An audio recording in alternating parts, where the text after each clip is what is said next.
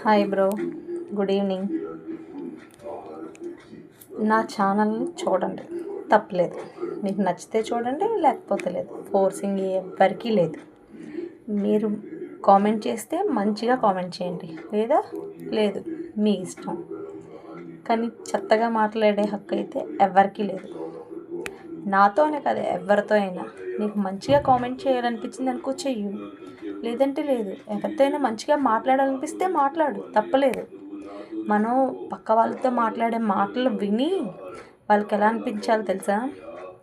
ఈ పిల్లల్ని ఎవరికి అన్నారు వాళ్ళ తల్లిదండ్రులు, అబ్బాయి ఎంత గొప్పగా పెంచారు అని అనిపించాలి. లేదు, నీకు అంత చేత కాలేదనుకో, అంతగా అనిపించకపోయినా పర్వాలేదు, ఈ ఎదవని ఎవడికన్నాడో, ఈ ఎదవని ఏ తల్లికి అన్నది అనవసరంగా ఇన్ని చెడగొట్టాడు ఎదవా అని అనిపించుకునేలా మాత్రం ఎవరు బిహేవియర్ చేయొద్దు. అర్థమైందండి? ఎంతో కష్టపడి తల్లిదండ్రులు ఆ పిల్లలకి మంచి లైఫ్ ఇవ్వాలని కష్టపడతారు. మనం గాలి తిరుగులు తిరిగి చెడు సావాసాలు చేసి చెత్త బిహేవియర్ చేసి చెత్త ఎదవాలని అనిపించుకుంటారు అనమాట.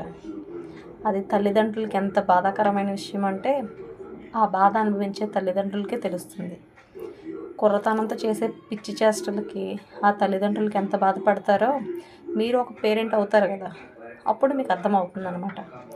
సో ఎవరిదైనా మీకు నచ్చితే మంచిగా ఉండు, లేదు నీకు నచ్చలేదు, నీ ఎదవ బుద్ధి అంతే అనుకో, మూసుకొని ఇంట్లో కూర్చోవాలి. సొసైటీలోకి వెళ్ళి వాళ్ళని తిడతాను వీళ్ళని తిడతాను అంటే నాలుక కోసి చేతిలో పెడతారనమాట.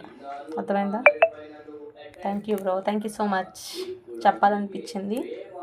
కొన్ని జాతిరత్నాలు ఉంటాయి కదా, వాళ్ళ కోసం అనమాట.